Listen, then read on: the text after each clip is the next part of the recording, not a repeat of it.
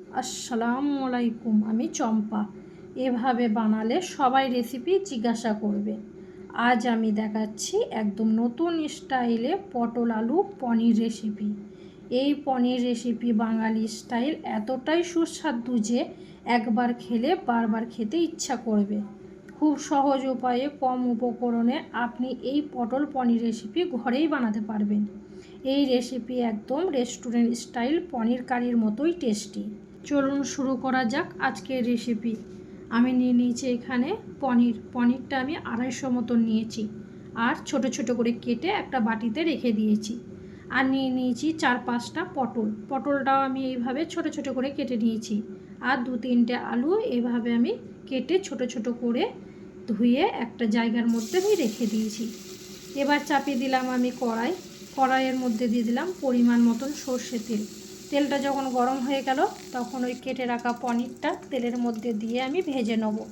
দিয়ে দিলাম এখানে 1 চামচ হলুদ আর 1 চামচ নুন আর হলুদ দিয়ে পনিরটা আমি লাল লাল করে ভেজে একটা জায়গার মধ্যে তুলে নিলাম। ওই তেলের মধ্যে দিয়ে দিলাম কেটে রাখা পটলটাও আমি নুন আর হলুদ দিয়ে ভেজে নেব। যতক্ষণ না পটলটা লাল লাল করে ভাজা হবে ততক্ষণ অবধি আমি নাড়াচাড়া করে নিলাম। লাল লাল করে ভেজে পটলটা আমি একটা জায়গার মধ্যে তুলে রেখে দিলাম। এবার আমি ওই তেলের মধ্যেই দিয়ে দিলাম কেটে রাখা আলুটাও আমি নুন আর হলুদ দিয়ে লাল লাল করে ভেজে নেব। যতক্ষণ না আলুটা লাল লাল করে ভাজা হবে ততক্ষণ অবধি আমি নাড়াচাড়া করে নিলাম। আলুটা লাল লাল করে ভেজে আমি আরেকটা জায়গার মধ্যে তুলে রেখে দিলাম।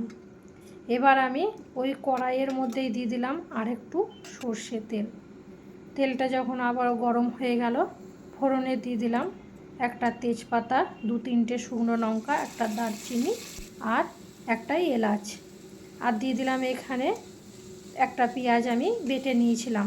পেঁয়াজটা আমি তেলের মধ্যে দিয়ে ভালোভাবে কষিয়ে নিলাম। আর দিলাম এখানে 1 চামচ আদা রসুন বাটাটাও পেঁয়াজের মধ্যে দিয়ে ভালোভাবে কষিয়ে নেব। যতক্ষণ না আদা রসুন বাটার গন্ধ যাবে ততক্ষণ অবধি আমি কষিয়ে নিলাম। আর দিয়ে দিলাম এখানে পরিমাণ মতন মশলা, লঙ্কা গুঁড়ো 2 চামচ, হলুদ গুঁড়ো, ধনে গুঁড়ো, জিরে গুঁড়ো আর 1 চামচ কাশ্মীরি লঙ্কা গুঁড়ো দিয়ে সব রকম মশলাটা আমি তেলের মধ্যে পেঁয়াজের মধ্যে দিয়ে ভালোভাবে কষিয়ে নেব। দিয়ে দিলাম অল্প একটু পানি যাতে না মশলাটা ধরে যায়। নাড়াচাড়া করে নিলাম।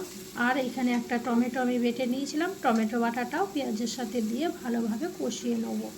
এভাবে যতক্ষণ না টমেটো বাটার গন্ধ যাবে ততক্ষণ অবধি আমি কষিয়ে নিলাম।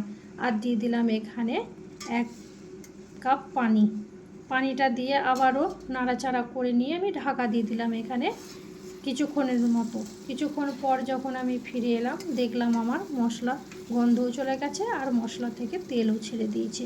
আবারও 2-4 বার নাড়াচাড়া করে নিলাম। ওপর থেকে দিয়ে দিলাম এখানে আলু আর পটল ভাজা। আলু পটল ভেজে রেখেছিলাম, দিয়ে ভালো করে মশলার সাথে কষিয়ে নিচ্ছি। এখানে আমি 10 থেকে 15 মিনিট আলু পটলটা মশলার সাথে কষিয়ে নিয়েছি। মাঝে মাঝেই নেড়ে দিতে হবে, নিচে না হলে লেগে যেতে পারে। এভাবে কষালে পনির গ্রেভি একদম রেস্টুরেন্ট স্টাইল হবে। এখন মশলা একদম তেল ছেড়ে দিয়েছে। দিয়ে দিয়েছি 1 কাপের মতন পানি দিয়ে ঢাকা দিয়ে দিয়েছিলাম এখানে 10-15 মিনিট। 10-15 মিনিট যখন আমি ফিরে এলাম নাড়াচাড়া করে দিয়ে দিলাম এখানে ভেজে রাখা পনিরটা দিয়ে আবারও 2-4 বার আমি এখানে নাড়াচাড়া করে নিলাম। আর দিয়ে দিলাম 1 চামচ গরম মশলা গুঁড়ো দিয়ে ভালো করে নাড়াচাড়া করে ঢাকা দিয়ে দিলাম এখানে 5 মিনিটের মতো।